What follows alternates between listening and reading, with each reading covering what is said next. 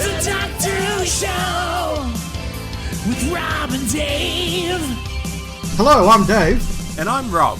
And welcome to the May 2021 edition of The Doctor Who Show. This month our topic is cool spaceships in Doctor Who. I'm going back to my boyhood with this one. I'm going to enjoy it. Hopefully you will too. Rob, how are you? Dave, very well. Hello, listeners. When this topic first came up, I thought, will we have enough to talk about? But when I started making my list, and I thought, well, you've got as many of these as me, and oh gosh, that's actually quite a lot to talk about. There's plenty to talk about tonight. I must admit, about a week after we did our last episode and we'd said our next topic's going to be cool spaceships, I kind of went away and I thought, ooh, have we made a mistake? Is there enough? And then I started to do my sort of, just brainstorm my shortlist, and I had about 12 options to go that I had to cut down, so we'll be fine, but we'll talk more about that shortly. We've got a bit to cover first and foremost. Shall we dive in? Yeah, we have got some big stuff to actually get through. Absolutely. So we'll dive in because we want to get to our main topic as quick as we can. As usual, we'll start off with the news. Now, the lead item on the news I'm going to take us through, at least initially, is an item that we aren't particularly keen to talk about, but it would be conspicuous by its absence in a news segment if we didn't, and that is everything that's been happening regarding Noel Clarke, or Mickey from the RTD years. So, Rob, I've got a couple of dot points I'm going to sort of step us and the audience through sort of in a news sense, and then I might get your additional thoughts, comments, or points. Sure. So for those who aren't aware, there was an article just after, in fact, our last monthly episode dropped in The Guardian in the UK, where it said, and I quote, "Several allegations of verbal abuse, bullying and sexual harassment are made against Clarke." And it references 20 women that have made statements to The Guardian, and The Guardian's been happy have been verified enough for them to go to print. Since then, there have been follow-up articles, one of which says, again, and I quote, "Several sources came forward to allege that they were sexually harassed or inappropriately touched by the actor on a flagship show, Doctor Who." And it also says, again, I quote, "Clarke, who vehemently denies any allegations." So, I guess a couple of things to say. We, of course, respect the principle that anyone is innocent until proven guilty, but the weight of evidence and allegations and the fact that The Guardian went to print and has named a number of these women does start to weigh very heavily that we are probably, a little bit beyond a presumption of complete innocence at the very least. We need to say, obviously, that these are awful, awful, awful things that Clarke has allegedly done, and it's very, very disappointing that somebody involved in Doctor Who, and somebody whose performances we've enjoyed, have done such horrible things. We absolutely condemn them. I know a lot of fans are very upset, and some have said they won't watch his performances again, and I totally understand and respect that. I will still watch his shows again in the future, but the next time I sit down and watch School Reunion, the reality is, rather than looking at Clarke's performance and thinking, gee, he really stepped up in Series 2. This is a really good performance here. I really like this. I'm going to be looking at him and thinking, gee, just, what an unpleasant person he actually turned out to be. I think the rest of it, in any further detail, is really between him and his victims and his employees, present, past, and potentially future. I know a lot of fans, particularly on social media and on Twitter, are asking questions about what happened on the Doctor Who set and who knew what when. Did Russell T Davies or others involved in the production of the series know about this, ignore this, cover it up? I'm not going to wade very far into that because we're talking about something that happened on the other side of the world 15 years ago, involving people that I've never met and certainly don't know, and I think to speculate beyond that, look, I just don't have the information, the knowledge, the confidence to speculate about that, but I get why fans are asking those questions. Bottom line, it's all just a really sad and unpleasant thing. It's something that I think the entertainment industry all across the world is wrestling with. We've seen plenty of it in Hollywood, we've seen a lot in the UK, even in Australia. I mean, for those who are unaware, I think it's still Australia's best ever rating sitcom, Hey Dad. The lead star of that is, I believe, still in prison for sexual crimes against some of the young members of that cast. Yeah, and when you talk about, you'll still watch Series 1, but it's with a slightly different eye on it. I find it hard to watch ABBA the movie because the actor Robert Hughes is like the lead. Well, aside from ABBA, he is the lead character in that movie. He's a journalist following them around Australia. And that's just such an enjoyable film with the music, and you see Australia back in the 70s and all of that. It's really, really fun. But whenever I watch it now, I'm looking at him and thinking, oh, you're not a great guy. Yeah, absolutely. And that's sort of where I am. I'm not going to banish every Mickey episode from my life. But yeah, it's going to cast a shadow over these episodes, and that's very sad. Rob, anything else you wanted to bring up or add to this conversation? Well, yeah, I think there's a big one. It's the elephant in the room, and that's around the time of the Clarke allegation. Someone found video of Clarke at a convention talking about on-set behaviour from John Barrowman. Now, I would bet London to a brick that they were trawling this footage for Clarke maybe incriminating himself or saying something they could latch onto and go, aha, I found something. But instead, they found him talking about this old story about how Barrowman used to get out, well, his member on the set of Doctor Who and Torchwood. And, let's not dress it up. He would expose himself. He would. He would, and wave it around and all that sort of thing. And, of course, in this climate, people reacted. How dare he do this? Can any of us go to work and do that? Oh, my God, cancel him. And what made it worse was then people started digging into Barrowman and learned that he even took this on the road. And there was a radio interview around 2008 where the disc jockey was like, oh, I hear you do this. And Barrowman's like, yeah, I do. Will I do it here? And they're like, oh, sure. And he did it at the radio station. I hadn't heard that one. Ah, yeah. And, right. and it's around that time that the BBC really cracked down and said, enough's enough. You can't be doing this, and he apologised, he reined his behaviour in, so you think that was all done and dusted back in 2008, and especially in the 13 years since, I don't think there's been any hint of any sort of scandal or anything around him, and in fact he issued an apology around the time that this footage was found of Clarke talking about him at the convention, and I'll quote here, Barrowman said, with the benefit of hindsight, I understand that upset may have been caused by my exuberant behaviour, and I have apologised for this previously. Since my apology in November of 2008, my understanding and behaviour have also changed. Yet, here he is in 2021, 13 years after that, and he's just been axed from the Doctor Who experience that's launching in London. That came only weeks after they'd been talking him up and posting pictures of him on social media and saying, look, John Barrowman's recorded some stuff for us. He's out of that. Big Finish has dropped an entire audio release, and it was a big audio release because it had David Tennant. It was like Tennant's back with Barrowman. Isn't this exciting? Now, just to be clear, Rob, when you say dropped, as in dropped from the recording schedules or recorded and dropped from release? Recorded and dropped from release. Wow. That's a big call. And then there was extra scandal around that because they sent a note out to people saying, you might have pre-ordered this, we've cancelled it. If you want a refund, get in touch. And people were like, hang on, if you're cancelling it, you should just give an automatic refund. So that was a whole other side issue. Right. Now look, of course, I can see why all of this is happening. I don't want to belabor it. It's a reaction to the social media backlash, but I do find it perplexing on some levels that Barrowman's in a bit of a different position to Clarke. It's not just what's been alleged, but it's been admitted to. It was never a secret. I mean, everyone listening to that radio show back in 2008 knew this was happening. It sounds like you want to say something? Yeah, I generally don't know where I kind of land on all of this sort of stuff. I must admit I hadn't heard this about Barrowman until it all blew up in the last couple of weeks. And I was pretty shocked and appalled by it. I think that doing that in any workplace is just pretty ghastly. But I understand that it was part of Barrowman's shtick. And I don't know whether we discussed it either on mic or off mic when I saw Barrowman at a convention about 3 years ago. But I do remember watching some of the things he was saying there and actually being a little bit put off by the tone of them.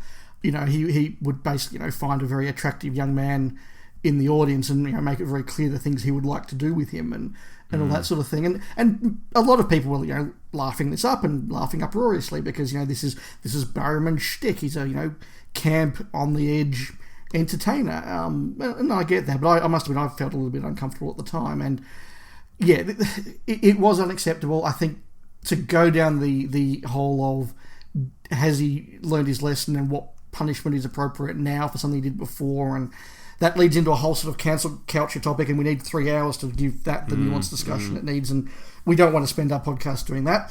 No.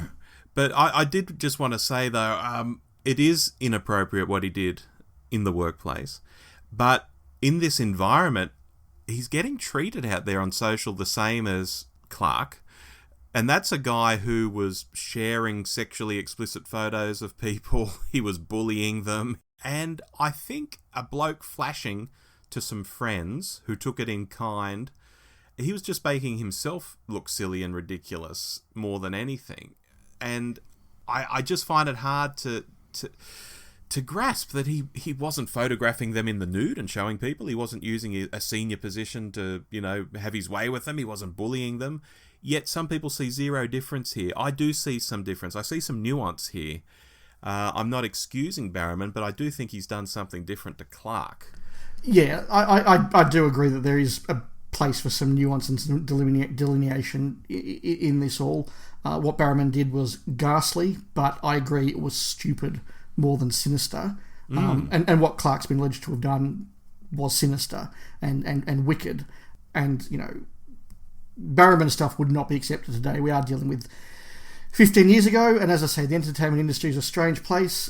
Who knew what when, who pulled him up, who didn't, what he said in the meantime is kind of beyond our level of knowledge. And look, I think we're just both very upset that it's all happened. I probably won't be as enthusiastic about John Barrowman in the future as I have been in the past. And I won't enjoy Noel Clarke's performances as much in the future, if at all, certainly compared to the past. And I think that's where we are. Yeah, no, well said, and we won't belabour it, but we had to talk about it. Now, I'd like to, at this point, say, let's get on and just talk about something fun, but our second news item is also not exactly ideal. It's not nearly in the same league as what we've just talked about, but the fun stuff's coming after this one. Rob, what's your first news item? Yeah, for me, Dave, there was a big blow-up in fandom this month. Oh, I could say there's a big blow-up in fandom most months, but in this case, it was fandom versus the BBC. There was some substance in this one. Oh, yes. Some content creators out there have started getting letters from the BBC about the content they've been making. The BBC pointing to guidelines which have been unchanged for years, actually, which in their strictest possible interpretation suggest that people can't even write fan fiction and upload it to the internet for others to read. It's kind of like, yes, you can write fan fiction, but don't upload it to the internet. And, well, cue much gnashing of teeth, basically. People got very upset about this and started pointing out that, look, fan fiction is the way some major Doctor Who people got their start. I mean, I think of Paul Cornell over in the UK. I think closer to home of Kate Orman. Kate Orman used to write fan fiction for my fanzine and other fanzines I wrote for. She cut her teeth writing fan fiction and then ended up writing new adventure novels and, Eighth Doctor adventure novels and things like that. So it's a very legit thing, and people have got very, very upset about this BBC stance, especially because it seems to also extend to Doctor Who documentaries that you can find online on YouTube. Yes. People getting old scripts and making like radio plays of old scripts or even video presentations of old scripts. People doing YouTube reviews episodes where just sort of in the background while they're talking, they'll have some background footage from the episodes. Exactly. And look, as the dust settles on it all, a couple of things are apparent. Number one is that the BBC has always had strictly worded policies, but has always also sort of tended to turn a blind eye to small-time writers or little fanzines doing fan fiction. The use of footage has always been a weirder sort of territory. Some people get copyright strikes just for using a little bit of footage in a YouTube video, while over on Daily Motion, you can watch whole episodes of Doctor Who that have been there for years, and no one, let alone the BBC, has done anything about them. That's a very weird landscape. And number two, I think it really boils down to whether something's commercial in nature. And I think that may be where some YouTubers are coming undone, because they monetize their output. And that's the bridge too far, basically, for the BBC. Not that they took some footage and made a fun little video, but that they're ultimately getting some sort of money for views. And I think that's what the BBC's going after. But really, the whole thing's a mess. The policy's a bit of a mess. People don't really understand it. You know, people who write fan fiction for fun think they're getting targeted. People making video content think they're getting targeted. It's a very grey area still, Dave. Yeah, look, what's very clear, though, is that something has changed somewhere in the BBC. Now, whether it's a top-down BBC policy or whether it's literally just some dude who's just, new to a job or trying to get a promotion and showing how diligent he can be, and he's decided he's going to crack down on Doctor Who. I don't know. Maybe, he broke up with a Doctor Who fan and this is his revenge. I don't know.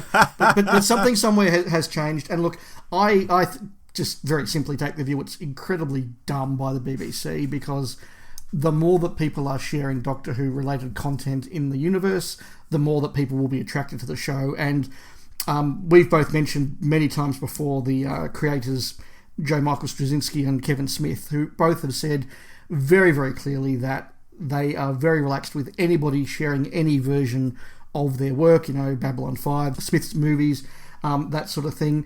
Joss Whedon said a similar thing about Firefly back when it was cancelled. He said, the more that people share my content, A, the more I'm making people happy, which is why I make this content, and B, the more that people share, the more likely someone's going to go, hey, I'm really interested in that show. I might now become a viewer. I might now become a purchaser. I might now go and buy the DVDs. It actually, in the end, grows the show. And I think it's incredibly short-sighted by the BBC. I completely agree. So now we will get into the more fun aspects of this episode. Yes. Thank you for bearing with us, listeners. But as I said, if we didn't talk about these things on the news, it would be conspicuous, and we do like to be thorough. A little fun piece, we like to keep an eye on what Doctor Who alumni are doing, and former showrunner Stephen Moffat is apparently adapting Audrey Neffenegger's 2003 novel for HBO Max, which is called The Time Traveller's Wife. Now, Rob, I'm going to read you a couple of quotes from this article about what this production's about, and just let me know if it sounds in any way familiar to you, or I'm drawing a bit of a long bow here. In the story, Henry suffers from a very rare genetic disorder which comes to be known as chronoimpairment, which causes him to involuntarily travel through time at random intervals. When he meets Claire at a library, it becomes clear that she has known him for most of her life, although he has never met her in his own timeline. From this point on, their timelines converge as Henry starts to travel backwards and forwards in Claire's life, meaning that their relationship becomes increasingly difficult to manage. Yes, and look, going back to the when Moffat was writing River Song type stuff on Doctor Who. Oh, River Song, that's where I've heard it before. Oh. People would often name check the Time Traveller's Wife in their critiques and comments on what he was doing. So it's just funny, bizarre, ironic, weird that he's adapting that actual story now. Yeah, look, I think it's quite funny, but it is quite good. And look, I haven't been a fan of every decision that Stephen Moffat made when he was showrunner of the show. I think that's on record. But when he is just free to have fun and write, he is a very funny and engaging writer. And I think given this material and the luxury of just churning out something at a leisurely pace for HBO Max, I think this could be quite a fun, entertaining thing to watch when it comes out. Yeah, he's deserved it. He's getting old now, Moffat. That's true. He's reaching that point in his career where he can do something like this, and that can be just his whole year or whatever. Yeah, and just be inspired. And I think Moffat, when he's inspired and having fun, is really, really good. Exactly right. Shall we move on? Yeah, one last item from you, Rob. Yeah, quick one here. Finish up with a quite a nice story in many ways, although it starts off a little sad. Andy Dobson. Hello, Andy. He's a listener of ours. Oh, hello, Andy. Hello, Andy. We've even featured some of his musical output on the show before. Yes, I do remember that. He put together with his band, and we played that on an episode. Well, Andy recently had cause to tweet an image of his 18-month-old son playing in a Dalek costume, a homemade Dalek costume, along with a note that sadly a fan had seen this picture earlier and contacted him to berate him for posting the image, and even being so petty as to say that the kid had the weapons around the wrong way. What? Now, yeah. Yeah, now this post, so Andy put the picture up of his kid and said, look, this person's been in contact and said this. This post went absolutely viral, especially when Neil Gaiman saw it and joined in with a tweet, and his tweet said, "True Doctor Who fans know you can hold the whisk in either hand as long as you remember to say exterminate or something vaguely like it. You are a real Dalek." Which is a really lovely and sweet thing to say, and you just have to shake your head at whatever fan said that original thing to Andy. You know, while I am all for robust discussions in fandom, and I've had a few myself, the stuff that interests me is, you know, adults debating why they like a story, or where the Sacha Dhawan Master sits in the timeline of Masters. It's fanish and it's silly 9 times out of 10, but it's not, you know, telling a bloke, you know, don't post pictures of your kid and by the way, you know, he's holding the Dalek weapons wrong. I mean, that's just being a pure... I can't comprehend that. So, more pictures, please, Andy. And next time, go a step further and name and shame this clown, because they deserve it. And, yeah, look, really pleased to hear that Neil Gaiman stepped in. I've always said that anybody who has an alien race on Babylon 5 named after them must be a pretty good bloke. And this just reaffirms that, so that's very cool. Excellent. We'll race through our short topics, although there is one that I want to get a few extra thoughts from you on, Rob, and that's the next one. But I just want to mention first and foremost, since we last chatted, my Blu-ray box set of Season 8 finally arrived. I did get it shipped out from the UK, and I don't know whether it got trapped in the Suez Canal for 3 weeks or something. I don't know. It may have. It actually may have. That's the scary thing.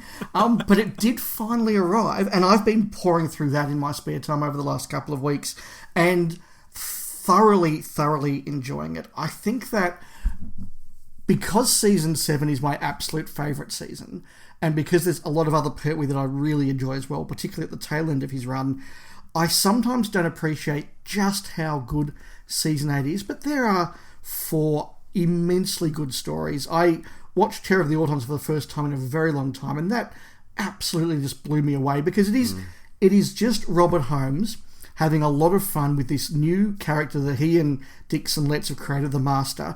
And the first 2.5 episodes is just the Master going around murdering people in increasingly fun and terrifying ways. And it's amazingly good to watch.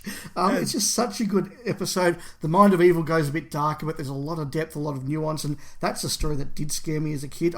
I still find it weird watching it in colour, because our off-air copy was in black and white. It's still... It still surprises me when I see it in colour.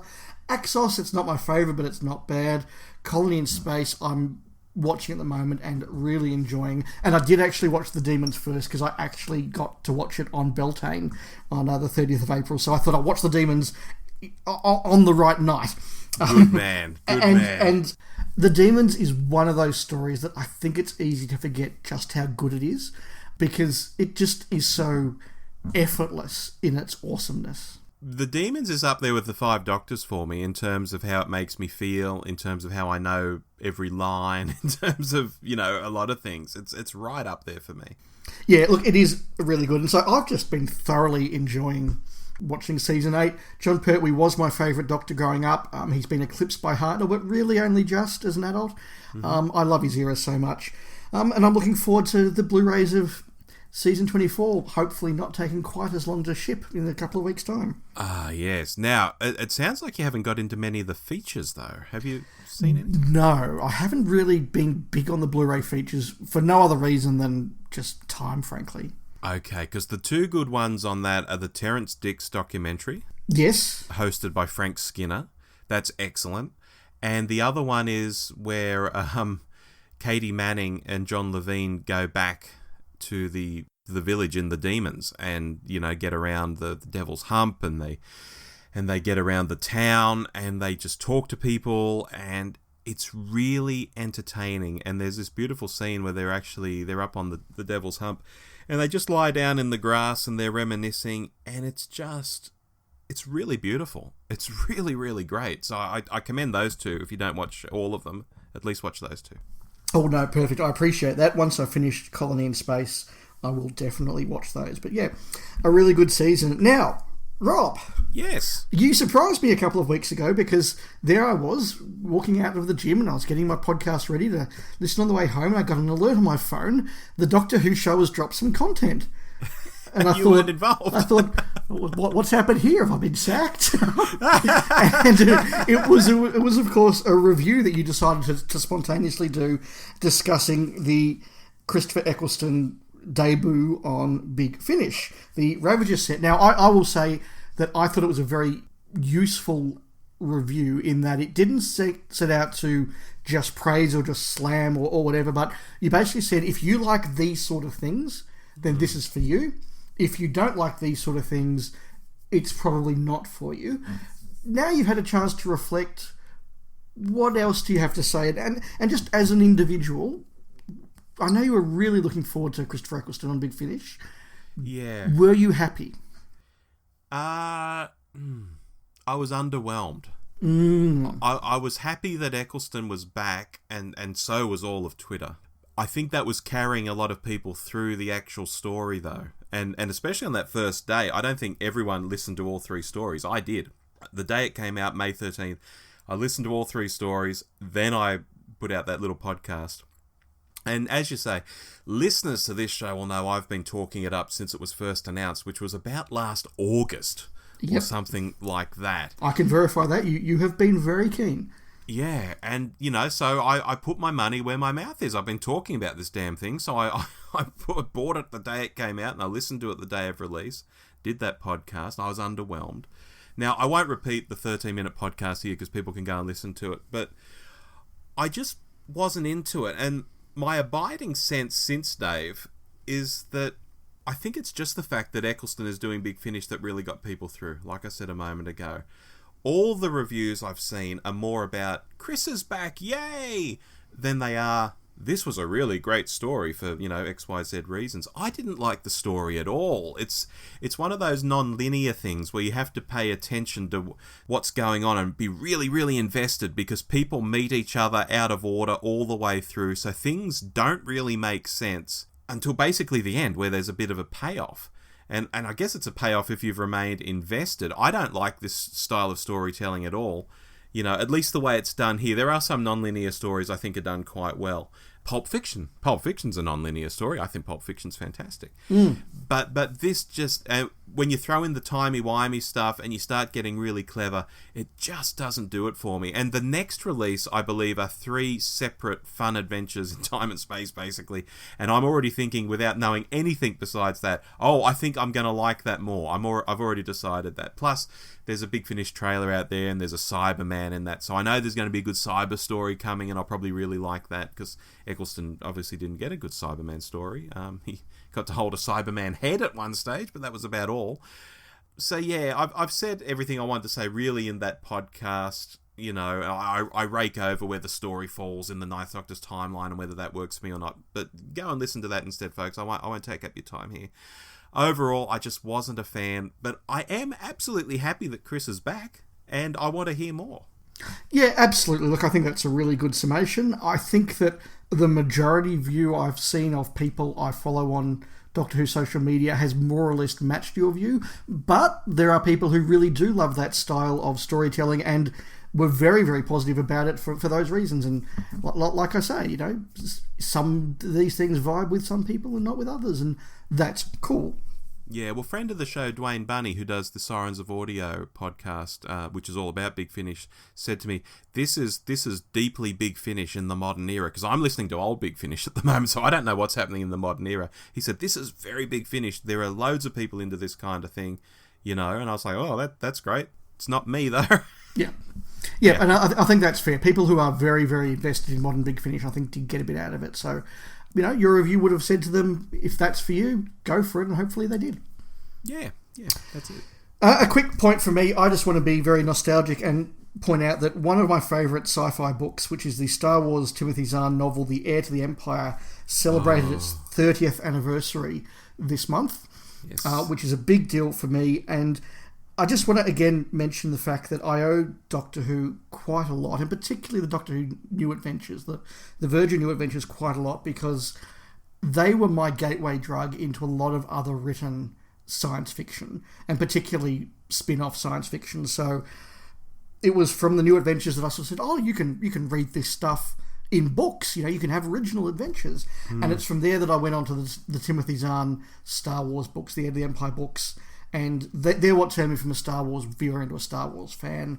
And I've been rereading those 3 books, Heir to the Empire, Dark Force Rising, and Last Command, over the last few weeks, and absolutely thoroughly enjoying them. But also a lot of Star Trek original fiction I read because of the New Adventures, Red Dwarf original fiction I read because of the New Adventures, and that sort of led me down, reading some old John Wyndham's and that sort of thing. So I think that, just as we talk about how the Terrance Dicks Targets got a lot of people into reading generally, I still am very grateful to the New Adventures for introducing me into reading sci-fi particularly, and just, some really great books. And the Wilderness Years, the 90s, were just, for me, just such a golden age in all of this sort of television genre that I don't think quite exists to the same extent as much anymore. And that's it, really. I just wanted to be nostalgic and gush for a bit. Yeah, no, that's great. I love the Heir to the Empire books, and it was Doctor Who, not so much the New Adventures, because I was ignoring them at the time, but it was Doctor Who in general that got me into other kinds of fiction like that, because I would go to places like Galaxy Bookshop in Sydney, which I guess is the equivalent to your Minotaur down in Melbourne. Yes. And, because I was in there for Doctor Who, I would see the Star Trek novels and I would see all this other science fiction stuff. Exactly. And so when the first Red Dwarf book came out, Infinity Welcomes Careful Drivers, it's a great book. I was grabbing that because I knew the TV show, and when these Star Wars books came out, they were a no-brainer to buy. So I've been on a very similar path to you, not so much through New Adventures, but certainly Doctor Who got me. That was my gateway drug in general that got me into places like Galaxy Bookshop and places like that. Yeah, you're absolutely right. You would go to the shelf of the booksellers to look for Doctor Who, and there would be Star Wars and Star Trek and all those others. And look, I actually did over lockdown reread Infinity Welcomes Careful Drivers. I picked it up with the intent of just sort of reading the first couple of chapters because I kind of wanted to remember how it started again. And I was halfway through the book before I put it down. Literally, no exaggeration. It is such a good read.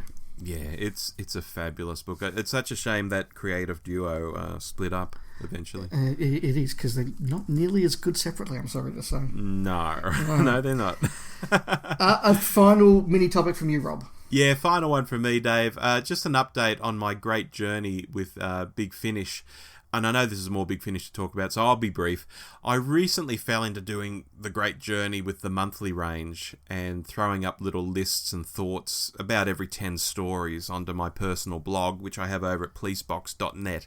It's not a site I regularly spruik here on the show, but I do little bloggy things over there, usually about non-Doctor Who stuff, funnily enough.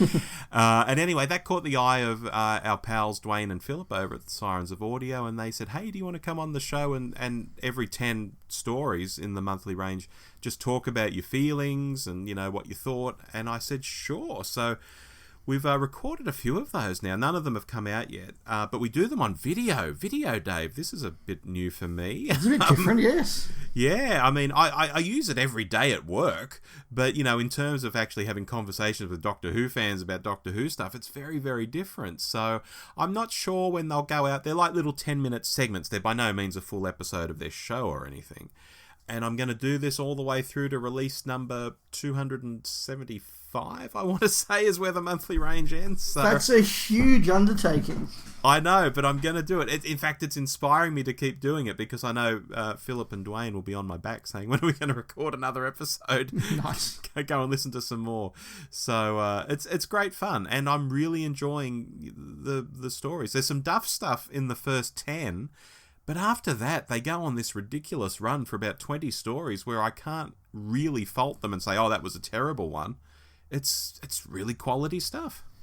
Excellent. Well, we will come back to Big Finish at the very end of the episode, so I won't comment any further because it is time to get into our main topic for the month of May.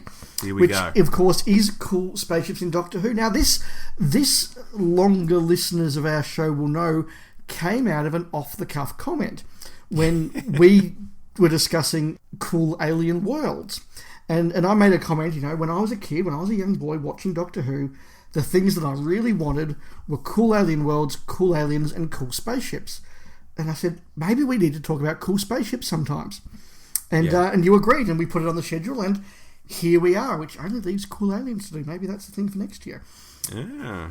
But, that really is just the sole reason why I want to have this conversation, because I think that cool spaceships is a big part of Doctor Who. It's something that I think all of us enjoy, and this is a chance just to, chat happily about a few of them. Any general comments before we dive into our picks, Rob? Oh, no. I've got a little cheat in my list. I'll say that. I have too. Aside from that, no, I'm good. Right, so we're going to dive in then. We're going to do it as we sometimes do with our list-based chats, because this isn't the list makers. We're actually going to do it in transmission order.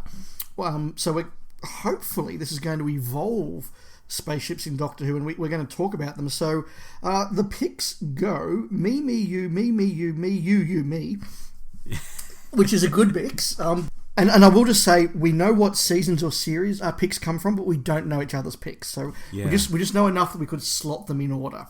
Yes. But I will dive in, because the first two are mine, and the first comes from season 3, and that is a gigantic spaceship, which I've put in here not because it's a great model. In fact, we never see the model of the exterior, but it is a great concept and a great interior, and that is the Ark from the story The Ark. Good pick. Yes. And this, if you want a cool sci-fi concept, a spaceship that is large enough to have a jungle and a desert and a tundra, and that's got the whole of humanity and monoidity.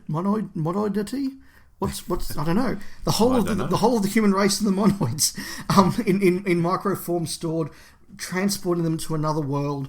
The idea of that steel sky above them, transporting generations for 700 years across space, I think is an amazing concept.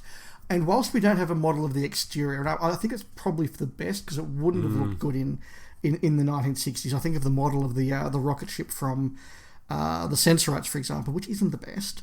Oh, but then you get to something like the Space Pirates, and it's got amazing models. Well, that's right. And I actually had the Space Pirates as an honourable mention, and I might mention them briefly. But yeah, I mean, they are much better by the end of the 60s. But there is some really good model work of the interior there, particularly when the statue's being moved out of the ship, and it has got this sort of wonderful backdrop of a huge, vast space. So for design in the period and for concept, I'm very happy to open with the Ark.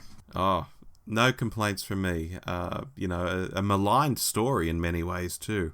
So I'm glad to see it make the list. No, sadly it is, but I think it's fantastic. Now, you mentioned the Space Pirates, and I came very close to having them as my next pick, but I went with something that does the same thing, I think even better, and that is Frontier in Space. Okay. So I've picked this because this is the definitive Doctor Who space opera. I think it's even better than the Space Pirates in its space opera aspects. And in this one, you've got the Earth cargo ship, the Earth battleship, the Draconian battleship, the Ogron ship, and the Master's police ship. So you've got 5 different spaceships in this story, each of them with their own interesting design. The cargo ship looks like a cheap little cargo ship that's just storing flour. The battleship, the Earth battleship, looks like it's a more aggressive thing with a big cannon and it's bigger. And then the Draconian one's sort of a very different aesthetic, but it's big and it's grand. And then the police ship's this dinky little police ship. And they're all great models, and they've all got their own different sort of qualities and aspects. But if you're going to talk about spaceships in Doctor Who, just having so many of them, they're going from one side of the galaxy to the other and back and through hyperspace, that's the thing that just fires a young imagination. And I love Frontier in Space for doing all that. As a boy, I love that story because it did all that space opera. As an adult, I still love all that, but I also see the stuff that Malcolm Hulke is writing underneath it as well, which adds an extra dimension. I recognise that you're picking the story because it does all these ships, but do you have a favourite in that story? Oh, it has to be the Draconian battlecruiser. That's a very impressive design. And don't forget, this is a story that JMS did reference when he was putting together Babylon 5. Yeah, that is actually true. And Babylon 5 again has, really different alien ships with, that reflect their cultures. So, yeah, I love Frontier for that. The next pick, though, is yours, Rob. Now, we've both picked something from season 12. Yes. So let's see if we've snapped. What's yours? Let's tease it out a bit more. This is my cheat one. Okay. Is your season 12 a cheat? I wouldn't have said that, no. Okay, because my season 12 pick is Nerva Beacon. Oh, no, it's not a snap, so go on. Great. Now, this is a little cheat because it's a space station. Yeah. And I will say it was 5th on my list in descending order, not just in terms of seasons, but in terms of like most popular through to my least popular. This was like my number 5 pick, so you know it's a bit out there. I couldn't not pick it though because looks wise, Nerva Beacon is the classic round sort of shape, but with the vertical towers in the middle. And it looks all right for a 70s model. Although when you compare it to what they did a decade later with the Time Lord space station in Trial of a Time Lord, what an amazing advance in special effects that was. But why did I choose this over, say, the space station in Trial of a Time Lord? I think it's because rarely for the classic series, Nerva is a location we go back to for multiple stories. And that always intrigued me. You know, it has a name change, of course, from Nerva Beacon to the Ark or Terra Nova or whatever. It just made it feel like more of a real place in the lore of the series. It wasn't throwaway. And I've often wondered if it was possibly the inspiration we have for Satellite 5 and the game station in Series 1. I think it's got to be. Where it's the same location renamed over a long period of time. That's exactly what this is. I couldn't not have this. I think it's a neat thing, Nerva Beacon. No, I think it's fantastic. And again, you're seeing the model work become a big key defining aspect of the show at this point. And Nerva is definitely a step up in terms of that model work. But the thing that I love about it is that they do a fantastic job at making the model work absolutely match the sets. Yes. So when they're walking around different parts of Nerva Beacon, you can actually match it to the model and it works and it all ties in, and that's something that doesn't happen nearly enough, and I think it's a really cool thing. Yeah, no, it's really good stuff, so I couldn't not have it, as I say. Fair enough. So look, given that I've told you that my next one is also from season 12 and it's not a cheat, any guesses what it could be, Rob? Is it a Cyberman ship? No. Oh, not a bad guess, because I did think of that one. It's the Zygon ship. Oh, yeah, well, that's fantastic too. Now, we're talking about evolution in special effects. The Zygon model is surely a step up again from Nerva. And again, there's this sort of feeling of it being a very different technology. It's a more organic technology. The way that all the sets feel like they're actually inside that spaceship, that model, and that all that design comes together really well. The way that it's filmed under Loch Ness is so evocative and so wonderful. But that cliffhanger from episode 3 of Terror of the Zygons, as this massive model just slowly comes out of Loch Ness and the water gushes off it, and then it's that screeching noise and it flies off. That is a moment that it was a real punch the air moment for me when I watched it when I was a boy in the 80s, and it looks so good. And then when it gets blown up again, it's a wonderful big proper explosion. It all just works. It's darkly lit when they film inside. Oh, it's so well done, and the production team's taking such care to do the spaceships well by this point. I'm trying to visualize it in my head. Has it got a crab-like shape to it? Yes, that's the one. Yeah, that obviously organic sort of stuff going on inside and a crab sort of look on the outside. Yeah, I like that. I like that a lot. Yeah, I do too. I think it's a really good design, and it's a shame they haven't used it in the occasions they've brought back the Zygon since. I'd like to see that ship design again. Very true. Now, my 4th pick is our 5th pick overall, so I've obviously waited a bit at the earlier part of the show, and you're waited definitely at the later part of the show, which is interesting. Yes. My next pick's from season 17, and I had 2 on my shortlist from this season. I didn't go with the Jaggeroth in the end, as much as I love that cool spider design and the way that it curls up as it takes off, which is really good. But I've gone for the Movellans from Destiny of the Daleks. Oh, okay, yep.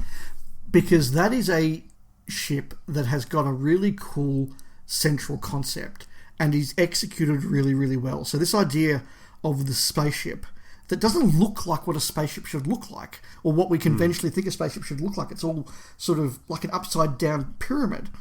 And then it lands and it digs itself into the Earth. That's a really clever thing. The model work that does it is really, really good. And again, they've gone to really great lengths to make sure that the physical spaceship that they actually film around when they're on the surface of Skaro, or in the quarry, if you want to be literal, actually, again, matches the model, matches the design, and it all comes together. And then when you go inside the Magellan spaceship, and it is what I want a spaceship to look like on the inside. It's all gleaming metal and flashing lights, and futuristic, and big screens, and weapons with day-glow pink plastic everywhere, and silver tinfoil around stuff. And it looks like a spaceship, and I love the inside and the outside so much. It's just so really, really cool. And for a season that is lambasted with fairness and with justification for the money running out and some of the special effects not being particularly great. Look, I will defend it. I enjoy watching the Horns of Nimon, but some of the spaceships in the Horns of Nimon are, pretty cheap and nasty when you compare them to the Jaggeroth or the Mavellans. But when they land with those spaceships, boy, do they land. Oh, yeah. I was going to mention the sort of the funky interior. It suits the Mavellans very much, actually. There's some thought going on there. Yeah, absolutely. And you can see the production team really sort of going, okay, how do we do something that's not a flying saucer? How do we do something that's not a rocket ship, just a conventional sort of cigar-shaped ship? They're really working hard on the series by this stage, and I, really, really love it. But Rob, the next pick is from you. You've said series 1 by 2. Is this two picks or something that spreads across them? That's 2 separate picks from Series 1, Dave. Oh, excellent. Well, I've got one from Series 1, so we'll do yours, then mine, then go to your Series 2. Okay. My first Series 1 pick is the Chula warship. Oh, good call. Yeah, people might remember the Chula ambulance that attracts the Doctor and Rose to Earth in The Empty Child and the Doctor Dances, but it seems less well known that Jack's personal ship is also Chula-based. It's a Chula warship. Yes. Now, we get an okay look at it on screen, although it turns invisible at one point, which certainly cuts down on the special effects budget. But the best look you can actually get of this is in a toy set. Now, we were talking about Star Wars earlier. Do you remember the Star Wars Micro Machines? I think they were called Star Wars Micro Machines. I do, yes. Well, back in the day when Doctor Who was white hot and there were a billion toys, not like today, they did a 3-pack of ships, and it had the Chula warship in it. And it looks really cool. The only beef I have with it is it's called a warship, when I think in any other franchise it would be called a fighter. It's maybe a little bigger than an X-Wing fighter in Star Wars, but it's certainly not massive. It's actually very cramped inside. It's maybe like a small bomber at best. Warship is over the top. Anyway, I'm digressing there. I think the design is sexy, and I just adore the way Jack programmed it with Emergency Protocol 417. Which was to generate him a large martini in the event that his death was imminent. I mean, that is the height of cool. It's the cherry on top for that character's introduction in the story. The ship looks hot. It had to be on my list. Yeah, and by this stage, of course, we are into the new series, and there is more money, there is more technology. But yeah, it looks very, very cool, and the script itself even highlights that they are deliberately trying to contrast the quaintness of the TARDIS with sort of, traditional high-tech sci-fi coolness in Captain Jack's ship. And it's a really, really nice one there. I also had a pick from Series 1, and it's a pick that's a kind of there so I can branch off and talk about the genre generally, and that is the Dalek sources from the end of the season. Snap! There you go. So I wondered if this was going to be a snap. So look, I'll just say I think that they are a wonderful, iconic design. They are referencing the original Dalek flying saucers from way back in the Dalek Invasion of Earth.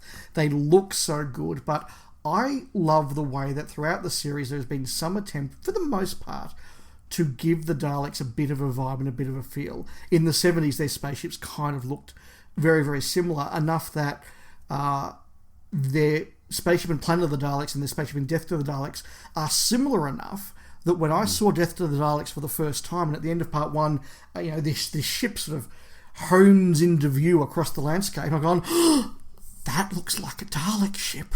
Yeah. That's the kind of thing that really works for me. And I think for young kids watching the new series now, who are the age now that I was when I was watching repeats on the ABC in the 80s, to have this design of the Dalek ship and that sound effect and all the rest of it, enough that you only need to see a little bit or see a silhouette, and a kid watching could go, oh, that's a Dalek ship, and have that sense of excitement, I think is a wonderful thing. Rob, why did you pick it? Oh, my notes are very similar here, Dave. We can go right back to Dalek Invasion of Earth for Dalek sources. But I wanted to flag the Series 1 version just because it's done so well. Yeah. When they flew onto the screen, it was like all my fantasies about Dalek sources from, decades past, TV stories, Dalek annuals, comics, whatever. Suddenly, it was on the screen and it looked amazing. It was just incredible. So this is really a vote for a concept being brought to fruition in Series 1. Rather than Series 1 doing something brand new, it was just bringing all this stuff together. As you mentioned, the sound inside the ship, the lighting, the design. It's just all there. It's done so well. I can't fault it. And yeah, I'm saying this a lot, but how can this not be on my list? Yeah, absolutely. No, I think the Daleks generally need to be on the list, and that end of Series 1 is just amazing. Rob, your 4th and 5th picks are next, so I'll hand over to you. Yeah, so we're going into Series 3 here, and this is another... It's a bit of a cheat. I'm going with the Valiant. Oh! That took a moment. It did take a moment. Okay, yeah, keep going, yeah. Now, it's a bit of a cheat because the Valiant can only fly in atmosphere. Now, if people are wondering what the Valiant is, it's the big flying aircraft carrier that UNIT has in the early 21st the flying century. hovercraft. Yeah, and at first glance, it's really bonkers technology for the early 21st century, but it's explained as being designed by Harold Saxon. So with a line, which we often talk about on the show, it makes perfect sense that the Master could bring his smarts to a project like this and create the Valiant. And so we have this, really, really advanced sort of ship flying around the early 21st century. It represents kind of a big idea, I think, and a kind of thinking that I love in Doctor Who. It's bonkers, but it's explained, versus concepts that are bonkers but never explained or poorly explained. This is an aircraft carrier, okay, we know what they are, and it can fly, okay, we get that, and the Master was behind the technology it uses. Perfect, makes total sense, even though it's a bonkers idea. So for that alone, I really rate this, but come on, how cool is it? When you see it flying along through the clouds and stuff, it's like, wow, that's a cool ship. Yeah, and it does come back, which again gives us that thing that I was talking about before, the Dalek ships of... A viewer, I mean, even as our age, we can say, oh, cool, they brought the Valiant back. But again, a kid growing up watching the new series would get a real sense of excitement, oh, that cool ship's back. And then the fact that it, I think, is brought down by the Daleks in Stolen Earth. It's either brought down or they land it.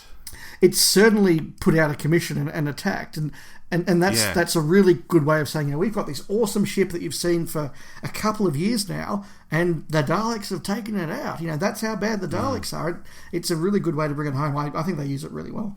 Yeah, and when I say land, I think land because it had been severely damaged. Yeah. Yeah.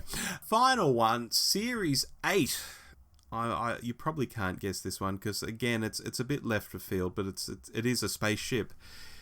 It's the Orient Express. Now, it probably helps that I'm very fond of the episode, but come on, the concept of a spaceship styled like the Orient Express is also nicely bonkers. It's another take, I guess, on the Titanic in the Kylie Minogue episode, years earlier, which was a very similar sort of thing.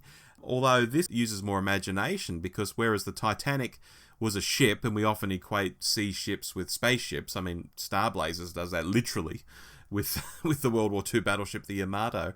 A train flying through space is a whole new spin on the idea, and I love it, and aside from the mummy sort of shambling about, I think I'd quite like to take a trip on it, Dave. It's quite luxurious, and you've got the lady doing a jazzy Queen cover version in the bar. You know, it's fun, and so I'm ending my list here with some good goofy fun. I really like the Orient Express. Look, that's a really appropriate place for you to finish your list, because you have had some really good kooky picks there, and that is the kookiest of them all. Thank you. So I'm really impressed by that. I'm a little surprised, I have to say, that you didn't mention the sailing ships from Enlightenment, because I know how much you like the Davo era. Oh, they are good. They are good. But look, we said that your final pick was appropriate because it was extra kooky, and I think my final pick is appropriate because it's extra space opera-y and grand. And I have picked a big, vast spaceship, and that is the colony ship from World Enough and Time. Oh, with all those levels. All those levels. And this is one that I think brings in all the stuff that I've talked about. By this stage, well and truly, they can do more or less anything they like with the model. They can take an idea and make a huge, vast, complicated CGI spaceship and make it look stunning, put it on a background that's stunning, over the top of which you have this really cool concept about it being fighting to get out of the black hole and the time dilation that comes from that. Then the interiors are interesting. You get the vastness of the engine rooms down in the lower levels. You get what's happening in other levels. And we're kind of back to the Ark. This is the Ark done with a 21st century budget, really. And they're both big, vast ships with great ideas. But what the colony ship has going for it is that it looks stunning as well. And I think that for me is the point I want to make, that we've watched the growth of the visual aspect of cool spaceships over the course of a dozen or so picks. But throughout the show's history, the imagination behind these ships has been pretty constant and pretty extraordinary. I think that's why we picked them. And although I must admit, just as a side, that does remind me of Tom Baker's comment within the introduction to the Sharda video, when he said, I was talking to Douglas Adams, and he said, I'm going to have an invisible spaceship. Anyone can design a visible spaceship, but an invisible spaceship, that takes imagination. I love it. I love it. And you know, that's what these things are. They're about imagination. And look, I love them. I love them all. Yeah. Now, you mentioned I didn't pick the ships from Enlightenment, and just before we went to air, you know, I was throwing a tweet out there saying, "Oh, Dave and I are about to record an episode," and a friend of the show, Tim Archer at Subversion 13 on Twitter, said, "Hopefully, you'll talk about the bus in Delta." I loathed the bus from Delta when I was about 9 years old, and I adore the bus from Delta now that I'm 30 or so years older. Yeah. It is kind of very, very cool. I do love the way that you know, you open the boot and there's this Hellstrom Fireball 2 engine in this whole bus. Yeah, it's something I think that worked a lot better for me as an adult. When I was 9, I wanted big cool Dalek ships, but now that's a very fun concept. Thanks, Tim. Yeah. And look, there are so many we could have picked. You know, once, as I said at the start of the show, once you start getting into the topic and you think, oh, that's a good ship. Oh, there's another one. Oh, there's another one. It was actually hard to narrow them down. Yeah, it really was. There are just so many good ideas and so many good visuals, and it's something that I think needs a bit of recognition, and hopefully we've done that. Yeah, and hopefully we've mentioned some episodes and stories that if you haven't watched them for a while, this might be your impetus to go and watch them. Yeah, absolutely. And as always, let us know via social media, tweets, or writing into us what you think of our picks and what your picks were. Speaking of which, yes, we have mail. We have three letters. I haven't specified who should read each of these, Dave. Do you want to go first, or shall I? I'm happy to. Okie dokie. So our first one comes from Peter Deadman, and he says, "Hi, Rob and Dave. Great shows recently." Well, always a good way to start the letter. Yes. Great shows recently. I'm especially liking the concept of the list makers. For the first one with Doctor Companion pairings, I would like to add the Big Finish pairing of Davo and Perry. Now, it doesn't make sense that they have years of adventures in between Planet of Fire and Caves of Androzani, but despite that, they have a great rapport with each other and complement each other well. The Fifth Doctor is less spiky generally than the Sixth, so it means that they are a very different pair. Absolutely agree with that. I think they're amazing on screen. I would have loved a fourth Davo series with Nicola, so totally agree with that. Peter goes on to say, on the topic of spaceships, I'll admit not many come to mind as great, but I do like the design of the Dalek command ships in the new series. That sort of circle and sphere design is quite effective. Keep up the good work, Peter. Thank you, Peter. I think we agreed with you. Oh, absolutely. And I want to jump in and say on Fifth Doctor and Perry, one of the earlier Big Finish that I was listening to, I think it was somewhere between release 21 and 30. I think it was in that block of 10 that I listened to. There's one called The Eye of the Scorpion, which is the Fifth Doctor, Perry, and they pick up another, so to make it really outlandish, they pick up another companion called Eramem. So there is this, in Big Finish land, there's this whole series of the Fifth Doctor, Perry, Eramem doing all this stuff before they get to Caves Vandrazani. But it's in ancient Egypt. Right. And Eramem is female, but is going to be a female pharaoh. But as the Fifth Doctor says, there was never a female pharaoh called Eramem. So what's going on? It's a really, really good story. I think with a real historical slant, I think you'd really enjoy it, Dave, actually. Okay, that's good to know. I'll make a note of that. Our next email, Rob. Yes, this is a email from David Clarke. He also tweets at DavidClarke14 on Twitter. Hey, Dave. He says, "Hi, Rob and Dave. I haven't been in contact for a while, but my poor wife and I are now up to the twin dilemma and the Sixth Doctor, Colin Baker. Ooh. Got to say, not the best first story for a new Doctor, and if it wasn't for Perry's twins, I probably would have skipped to the next story." Look, I have to agree. I actually think that the twins in Twin Dilemma are underrated and quite an interesting concept, and I don't mind Romulus and Remus. Yes, thank you for saving that, Dave, because I don't think that's the twins he meant. That's the twins I meant, and that's what I'm sticking to. Watching Davo was brilliant. Well, of course it was. Because in the original series, he was my last Doctor before I lost my love a little bit. But I'm going to watch to the very end because I have never seen an episode of McCoy as the Doctor, so that will be new to me. Really enjoy the show, guys. Keep well, from Dave. Wow, never seen an episode of McCoy. I'm not going to say anything and genuinely wait to see what Dave thinks of the McCoy era. Yeah, just push on, Dave. Just watch it all. Watch it all, absolutely.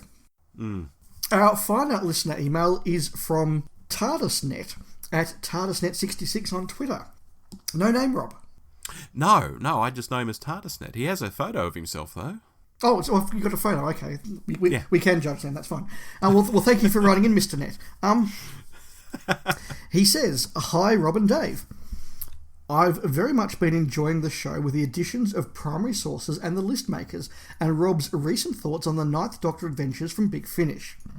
They all add a lot of variety and bring something different to the podcast. I particularly enjoy primary sources, which gives us a good insight into the fandom in specific periods of time, which is very fascinating for me in understanding the thoughts and opinions of the fanbase at a time in which I wasn't even born, and in some ways it appears not much has changed. Ain't that the truth?" As for the main topic, I struggled for a while to think of many spaceships off the top of my head, as it's not something I've ever paid much thought to. Eventually, I discovered a Doctor Who book from 2008 titled Spaceships and Space Stations, cheap on Amazon, and I rediscovered some of my favourites, and I think it's the designs that stick out for me more than anything else. My favourite classic Who picks have to be Scarroth's spaceship from City of Death. We talked about that one. Lynx's Sontaran spaceship from the Time Warrior. Good call. Pretty cool. Yeah, very cool. The organic look of both the spaceships and of the Zygons and the Axons, although I think the Zygons is probably better in execution. We mentioned that one. The Imperial Dalek shuttlecraft from Remembrance of the Daleks is also simply amazing. The UK-201 from The Rescue is very believable in its design and broken and crashed look, and makes for a great setting for the story. And lastly, everything from Frontier in Space I liked as well. Let me say, Mr. TARDIS, even the ones there that we didn't mention I had on my shortlist and they just didn't quite make the cut, so very much agree with you there. Yeah. When it comes to the modern series, I think the best is the SS Madame du Pompadour. It's simply unique, repaired with the body parts of the crew and with loads of different time windows into history. I think the Orient Express train in space is a good idea. Captain Jack's spaceship from The Empty Child and the Doctor Dances is Perfect. simply something I would love to travel in. And the Sycorax spaceship from the Christmas Invasion fits the Sycorax very well and feels very different. Again, matched with a number of our picks there. Well done. And some good extra ideas. Wish you all the best and keep up the great work from TARDIS Net. Now, that book he mentions, 2008 book, Starships and Space Stations, I'd never heard of this. So I looked it up, and it's just yet another... I mentioned the Doctor Who Micro Machine type toys.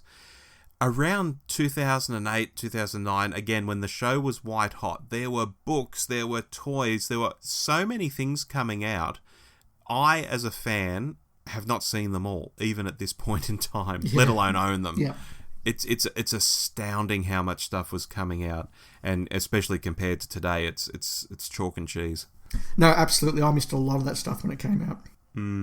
It sounds like an interesting book, though. It does, and it sounds like it's got some really cool picks in it. So, that's good. So thank you, as always, to those who wrote in. Rob, at this point, we usually talk about what we've been watching. In my case, I've been watching Season 8, and I spoke about it. So anything you'd like to add? I think you've got a couple of picks for us. Oh, I haven't. I won't go on about these. I watched the movie Midway, about the Battle of Midway. It spends a lot of time at Pearl Harbor as well. Really good historical film. Loved it. It is. I saw it in the cinema, having not long actually been to Pearl Harbor, and it is very, very well done. Yes, and the time it spends to actually spend some time with the Japanese and look at what they were doing, I think is something that a lot of that genre of movies is missing. So I think it's very cool. Yeah, in that respect, it reminded me a lot of Tora, which came out around 1970 and went to the extent of actually having separately filmed Japanese sections, which a Japanese director filmed in Japanese, and then it's sort of spliced together with the American stuff. It's a great film too. Yeah. The TV series Jupiter's Legacy, I've watched on Netflix. Have you caught that? I've seen the trailers. Any good? Oh, it's a game of two halves. Okay. There's an interesting backstory as to how the superheroes become superheroes, which begins with the stock market crash of 1929 and ends up in this sort of King Kong homage where they're off on some crazy island in the middle of nowhere. That's really good. But then the modern day stuff that it's spliced with just didn't always work for me. So it's really a game of two halves. I loved half of it.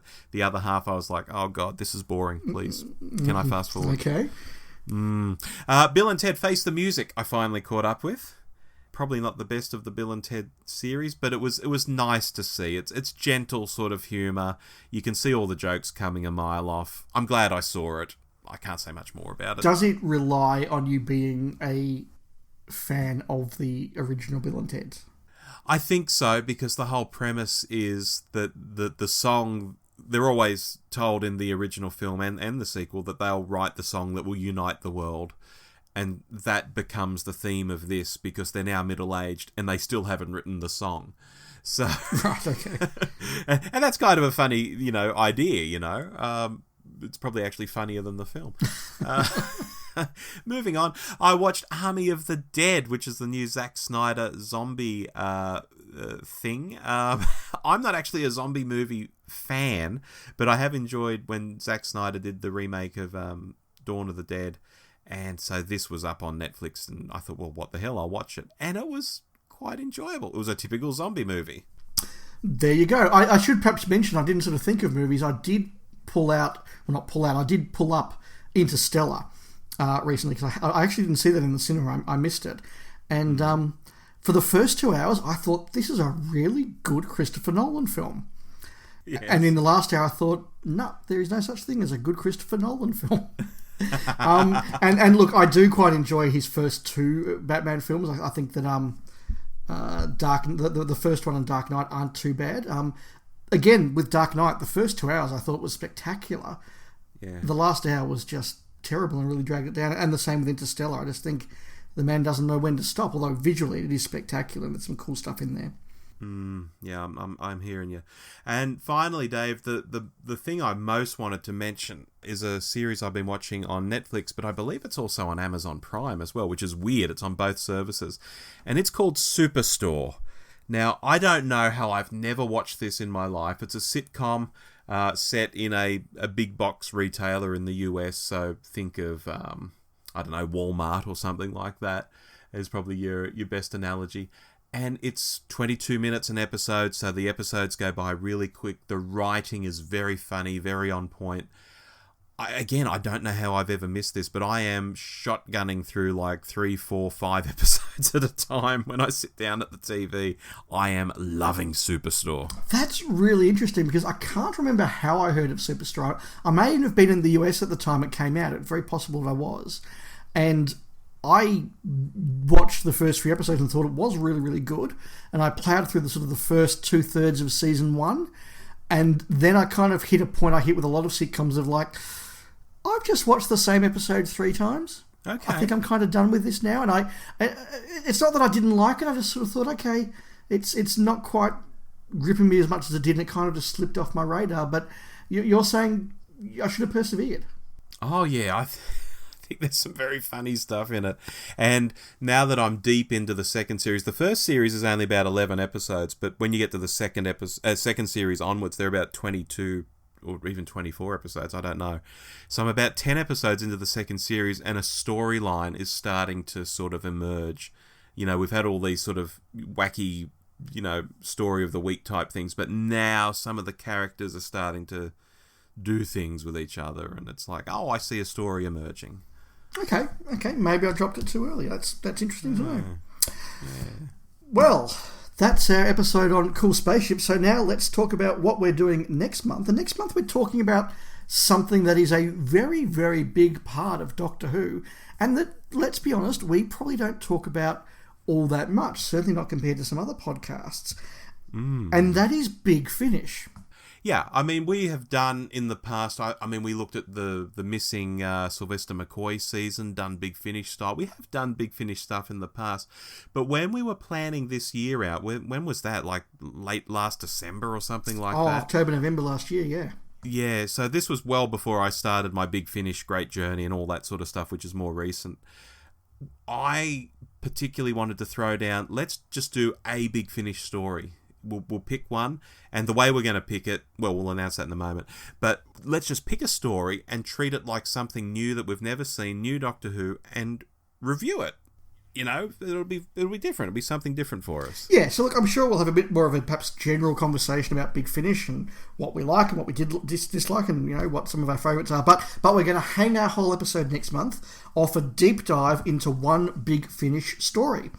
And to pick it, as you were saying, Rob, we're going to do what we love to do here. We do it whenever we can. And that is we're going to have a listener poll. So standard practice, we're going to have 4 possible stories from Big Finish for us to do a deep dive into, for you, the listener, to vote on. We didn't set ourselves any rules other than, it's not going to cost me $100 to download it. Maybe we should have set some more rules, actually, now that I'm thinking about it. Well, we'll see what comes out. If we have something that's really bizarre, it'll be up to the listeners if they vote for it or not. Now, we each have got 2 picks to bring out. I might kick us off. I have probably listened, well, I think there's no doubt I've listened to less Big Finish than you have. And I, without knowing much about anything, just flicked through the Big Finish website and found a couple of casts that I thought I'd like to listen to in a couple of premises that I thought sounded pretty cool. I have no idea if these episodes are any good or not. I have no idea what the reputation is. I've just gone, it's that Doctor in that story. Okay. So my first pick is Return of the Crotons with Colin. Okay. Because, hey, I want to hear if, everyone says that Colin's so awesome in the Big Finish, so I wanted the Colin on the list. And, hey, Crotons, that caught my interest. Yes. And the other one is from one of my favourite TARDIS crews. It's Tom Baker, Romana and Adric, and I've picked Planet of the Witches, which I believe is a much more recent one. Yes, it would be. It's certainly one I haven't heard myself. There you go. So, listeners, you may be sitting there absolutely aghast that I've picked those, or you might think, fantastic, I'm going to make them listen to one of those, or you might pick one of Rob's 2 picks, which are... Dave, it's so hard to pick something like this, but I've picked The One Doctor, which is a Collins story by Gareth Roberts and Clayton Hickman. Ooh. And it's a very funny story. Ooh, I like that. Very, very funny indeed. So there's that. So that's a different sort of tangent again. And my other one is also a funny pick, and it's by someone you quite like, Rob Shearman. Oh, yes. And it's called The Holy Terror. Okay, and who's that got in it? That's a Colin one as well. Well, there's a good chance Colin's going to be winning, and unless Colin splits the vote and Tom comes through the middle. Interesting. Okay, so our 4 picks are Return of the Crotons, Planet of Witches, The One Doctor, and Holy Terror. Listeners, you get to vote for which one we're going to do a deep dive into. Depending on how busy I am over the next month, if there's something that's a bit of a runner-up, I might listen to that as well, just so we can have a quick background chat about it. Who knows how the month will go? I've got to say, I'm not sure who the companion is in your Sixth Doctor story. In mine, we've got Mel in one and Frobisher in the other. India Fisher is the actress. She plays Charlotte, is it? So that's Paul McGann's companion, Charlie. And I'm not entirely sure how she ends up with the Sixth Doctor, so that'll be interesting to find out. Okay, I may have gone off into a very weird pick there, ladies and gentlemen. But as I said, I thought I should have a Colin in here, because everyone keeps telling me Colin's amazing in Big Finish. And I just saw Colin on a cover with a croton and thought, that's my pick. So I'll find out soon what the listeners think. And look, please feel free, engage in discussion on Twitter, try and convince others, why they should or shouldn't pick some of these stories. I'll be fascinated to see. But that's our topic for next month, Big Finish, with a deep dive into something. Yes, and I deliberately stayed away from like Davo in Spare Parts or Paul McGann in The Chimes of Midnight or any of the stories that just everyone rates. I wanted to go into some different territory. Yeah, Jubilee was another one that I sort of, crossed off the list because I thought, everyone talks about Jubilee, and no, I wanted to just be completely random and out there, and I think that's what we've got. So we've announced that enough. Listeners, over to you. Fabulous. Well, I think that wraps up the show, Dave. I think it does. Time to go. We'll be back during the course of the month with another Primary Sources and another List Makers. But until then, I've been Dave. And I've been Rob. And we will speak again soon. Bye-bye. Bye. You've been listening to The Doctor Who Show with Rob and Dave. Find us online by searching for The Doctor Who Show. We also love it when you write in. Drop us a line anytime at hello@thedwshow.net.